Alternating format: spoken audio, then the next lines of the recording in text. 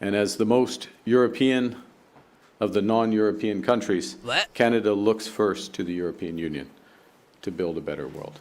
Gang, what's up? Aaron here, Canadian Looney. If you don't know already, our Prime Minister is a con man. And he doesn't trust free people to make their own decisions. That's something that colors a lot of his writing, a lot of his speeches, that, you know, people like him should run things. You know, he's a very fancy person. You know, he's hobnobbed with the rich and famous. He likes being in fancy rooms where they wear tuxedos and know which fork to use for the salad and the fish.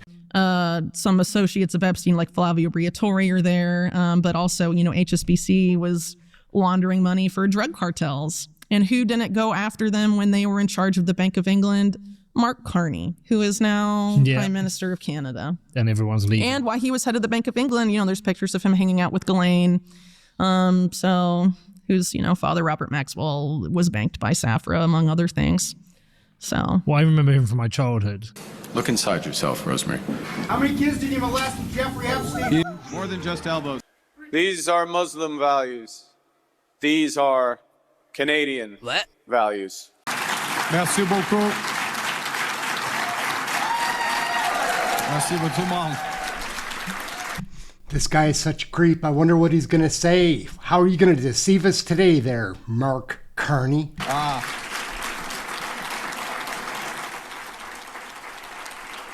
OK. Alors, il faut commencer. Merci beaucoup. Merci tout le monde. Thank you.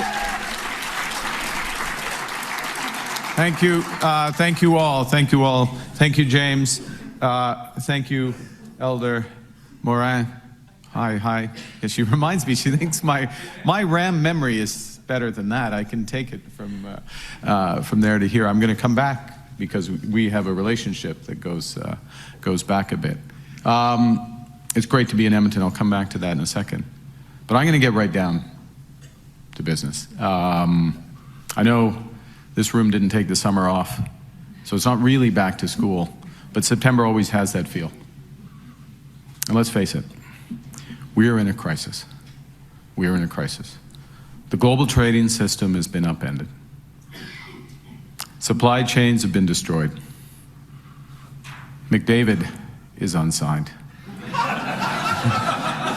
This is not a transition. This is a rupture. As in times like these, you have to draw back in. Remember what you have. Draisaitl, Hyman, Nugent-Hopkins. We got to draw on those strengths. We got to draw on those values. And Connor, if there's anything that we can do in the upcoming budget. We're spending less, we're going to invest more, so we can bring that cup back to Canada. He's just distracting people with stupid hockey metaphors, backup goalie hack. Oh my Lord, he's frustrating to watch, right? Yeah. Very important. Look, this is the 9th time I've been in Alberta, 9th time I've been in Alberta this year. And back in January, I launched my leadership campaign at the rink where I learned to play hockey, a rink named after Canada's 7th Prime Minister, Sir Wilfrid Laurier. And Elder Irene was there to start the campaign off in a good way. And so she's starting our fall session off in the right way. Thank you again, Irene, for your best wishes.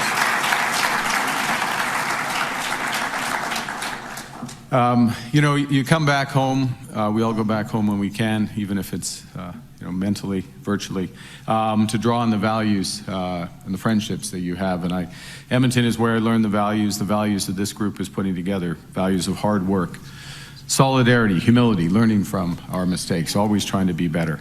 And as I said, I launched my leadership campaign back in January. And it was a time when the crisis was not as obvious. We thought McDavid was going to be re-signed quickly. We would already have the cup by now. But the crisis facing our country, in all seriousness, was just coming into perspective. You think back at the start of January. And many didn't foresee the scale of the changes that would be required in response to this crisis. And these are changes that this government, you, are now delivering.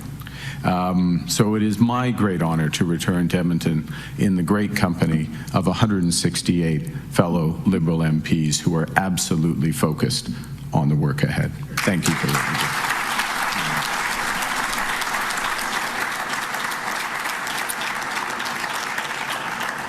And that work ahead is to protect our communities, to build big, and to empower Canadians. Empower Canadians with safer neighborhoods, stronger borders, better jobs, and brighter futures. You know, when I think about building big, I think about a former member of the Liberal caucus, and I just want to take a moment to acknowledge, as others have this week, a national hero, a personal idol, whom we lost last week. Ken Dryden, 6-time Stanley Cup champion, 5-time Vezina Trophy winner, the only person, I say this with confidence, the only... Okay, I'm a big Ken Dryden fan, was great great writer, great hockey player, but man, Mark Carney keeps distracting Canadians with stupid hockey metaphors, and I don't think many are buying it anymore. Keep watching. Like, he's only burying himself deeper every word he speaks. Person who will ever win the Conn Smythe Trophy for most valuable player in the playoffs before they won the Calder Trophy, the Rookie of the Year. Dedicated public servant, including as Minister of Social Development in Paul Martin's government, an inspiration, Christia, I know, to you and others. Exactly. Yeah, sometimes it takes a little longer. You may not get to the other side of the mountainside, but you delivered childcare. You delivered childcare for Canadians.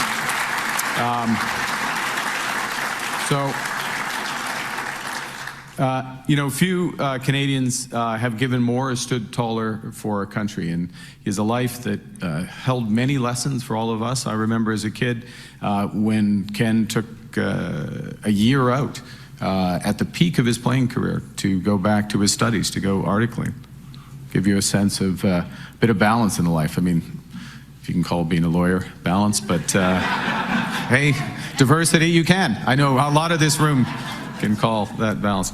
But he also... We're 7 minutes into this, and he still hasn't said a word of anything that makes sense or is pertinent to the situations that are going on. He keeps doing this divide, distract, delay.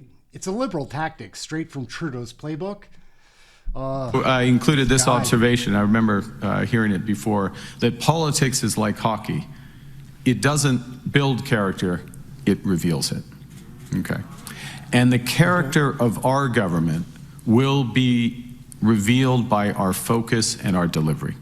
Our focus and our delivery. We're all here to get big things done for Canadians at a scale and a pace that hasn't happened for generations. And that means, well, a lot has happened since January, since we saw each other at Laurier Heights. The change is only just beginning. The change is only just beginning. The spring session of Parliament was all about action. The swearing in of our cabinet was among the fastest following election ever. The beginning. It's the dirtiest cabinet of all time. Like, he did shuffle the deck. It was a deck stuffed with jokers, and he keeps talking about this great work. He took the whole summer off. The new Parliament was the most rapid in Canadian history. We did not waste time. On day one, our government canceled the consumer carbon tax because it was divisive. We brought down the price of gas for all Canadians. We cut taxes to reduce the cost of housing for first-time home buyers, immediately making the goal of home ownership a reality for more Canadians, especially young Canadians just starting out. Yeah.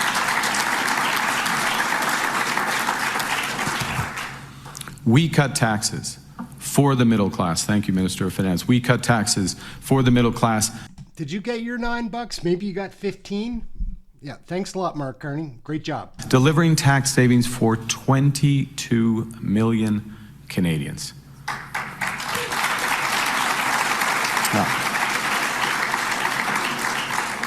Because this room knows, because you know your constituents, you know that people have been hurting, you know that affordability has been a challenge. So delivering that savings up to $840 a year for a 2-income family.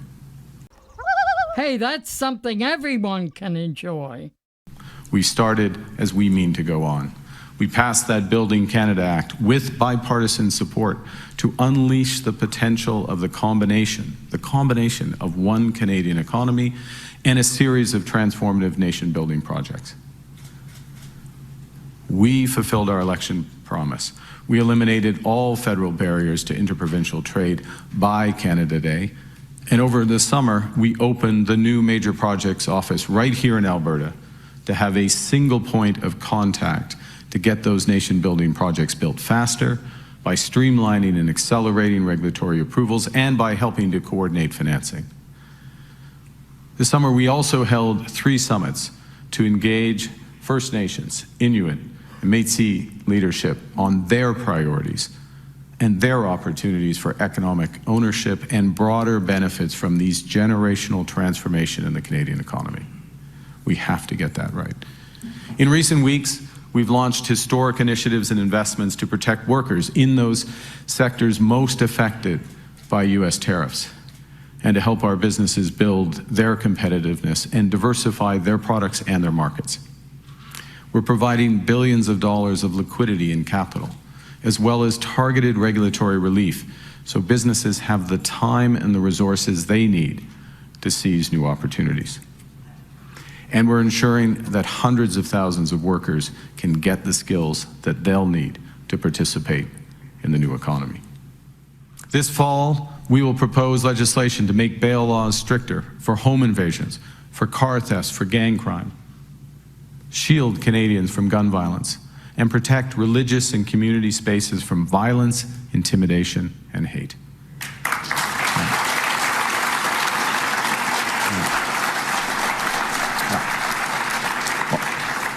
All Canadians must be able to get up, go to work, go to their church, temple, mosque, community center, and then come home and sleep soundly at night. And when our laws repeatedly fail to protect those basic rights, we need new laws. This fall, we will deliver those.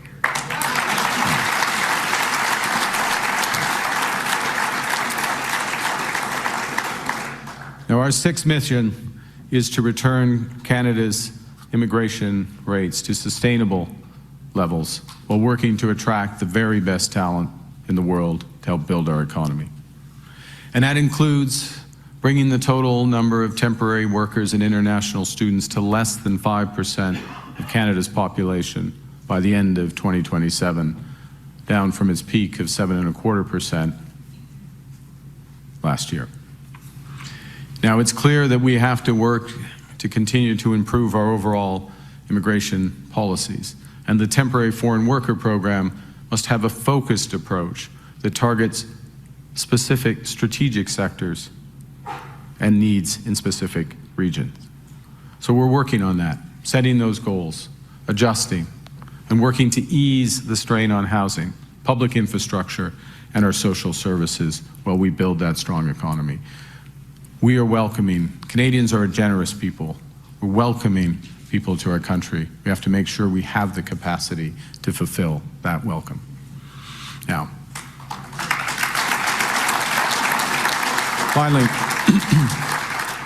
finally and critically, our government will spend less so that Canadians can invest more.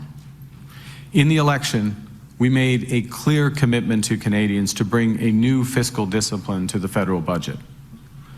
These are tough times. We have to make tough choices for a better future. And the President of the Treasury Board is already showing how it can be done. He's just released the findings of our 60-day red tape review, identifying nearly 500 initiatives to streamline services, to cut duplication, reduce costs for Canadians and Canadian business. We're bringing all of us are bringing the same rigor to the government's expenditure review to streamline government operations, to be more efficient and effective, so we bring down costs for Canadians. So that fall budget will spend less, so Canadians can invest more in those initiatives that will catalyze the investment we need, unleash our country's economic potential to be the strongest in the G7. Now, to finish, change of the magnitude that we're undertaking is never easy. It's going to take time, demands focus and determination. Also needs a united response, not seen in this country since the Second World War.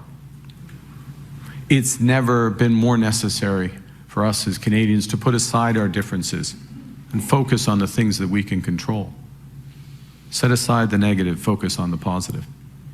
Build big things together and empower each other.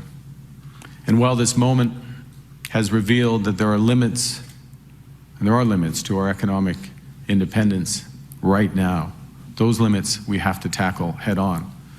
What this moment has revealed, more importantly, is that the nation is more united, ambitious, innovative, hardworking, and ready to fight than any other on earth.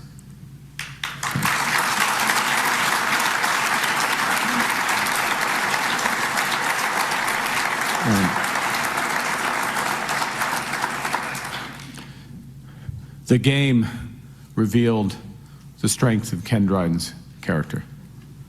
This crisis is revealing the character of our nation. This is Canada strong. Let's build it now. Thank you very much. Merci beaucoup.